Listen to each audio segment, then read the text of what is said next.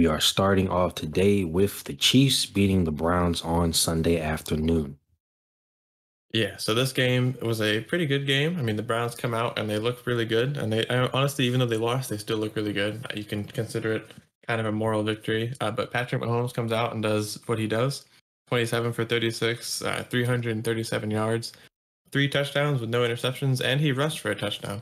So I mean, he put on an offensive clinic, gave 2 touchdowns to Travis Kelce, another one to Tyreek Hill, and yeah, I mean, they pull off a pretty strong comeback as the Browns opened up early on them. I know it was 8-0 to start with, and I think they made it a little higher. But yeah, I mean, you can't ever count the Chiefs out, not in this Patrick Mahomes era. So, but this game I wouldn't really say was on Baker Mayfield aside from him having one interception. They played very well. It's just, I mean, Patrick Mahomes is Patrick Mahomes, and there's only so much you can do. Yeah, so there's a lot of things to unpack from this game.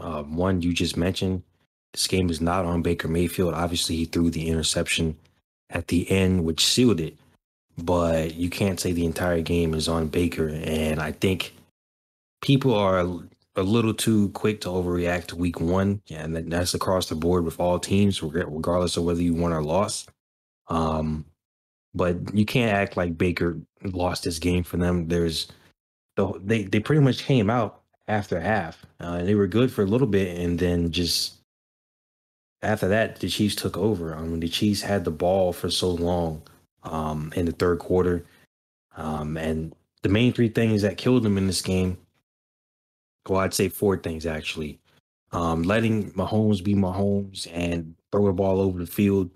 That ball he got to Tyreek for the touchdown, that was insane.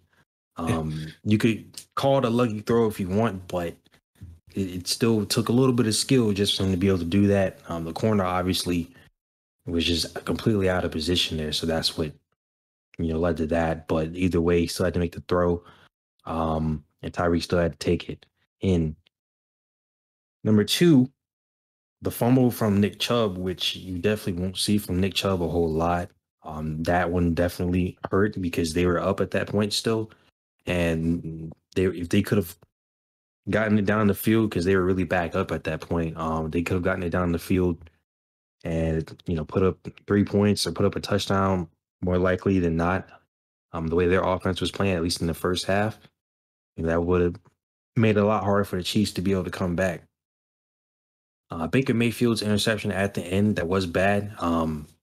He did say, I don't remember, he said it himself, but I think they had a few people say that he was trying to throw it out of bounds, which it did look like he was trying to throw out of bounds, but he just got tripped up by the defender as he was throwing it, and then the ball obviously didn't go out of bounds, and he got picked.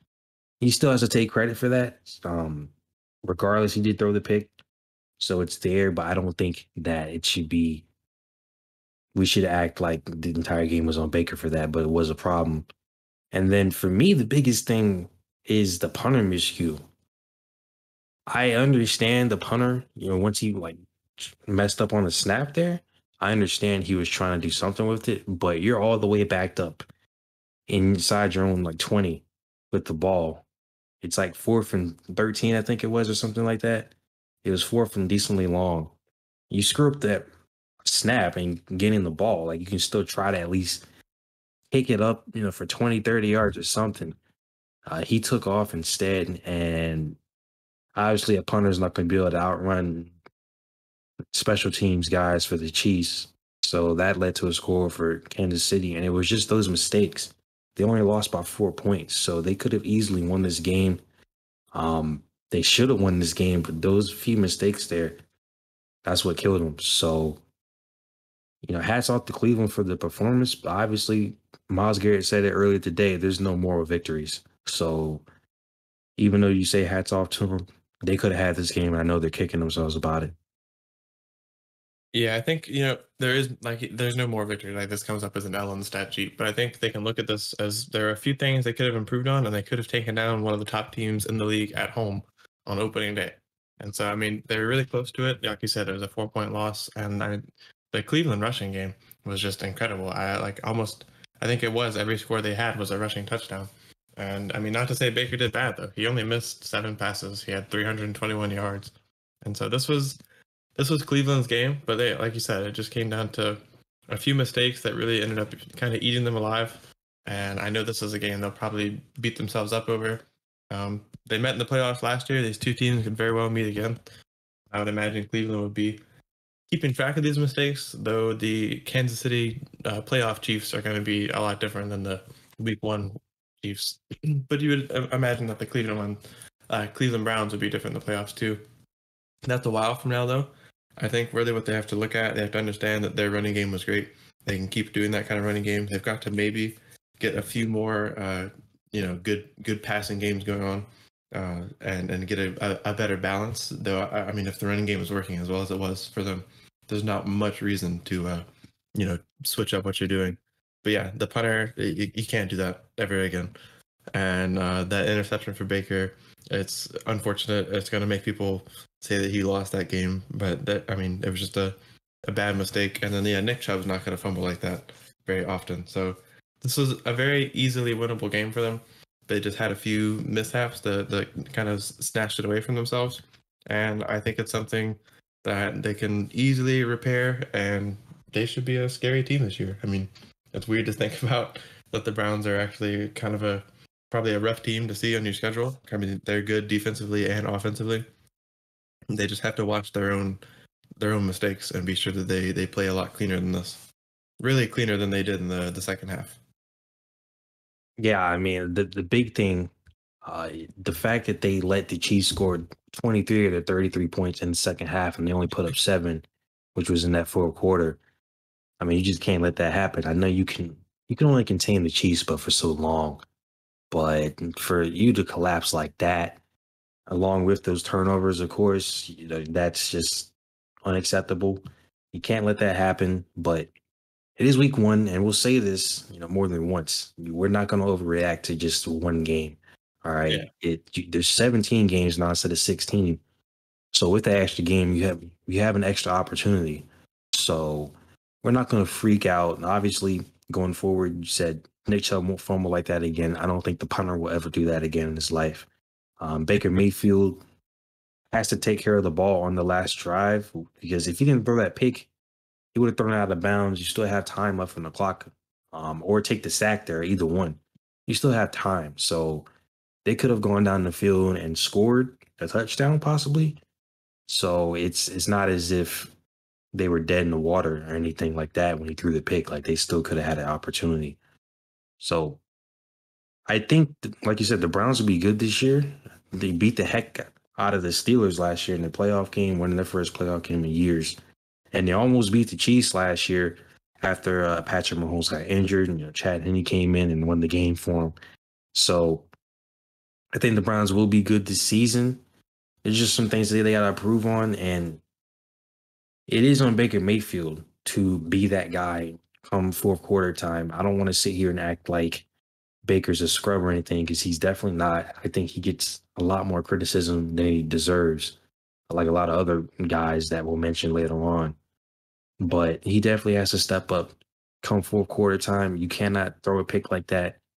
You got to be able to lead your team to win, and you can play well the entire game. He played pretty well. He didn't have any touchdowns passing, but he played pretty well the entire game.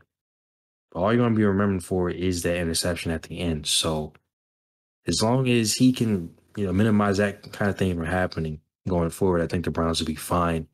And we know the Chiefs are going to be making the playoffs again. I don't really see them missing unless some catastrophic injuries happen. So we could possibly see them match up again.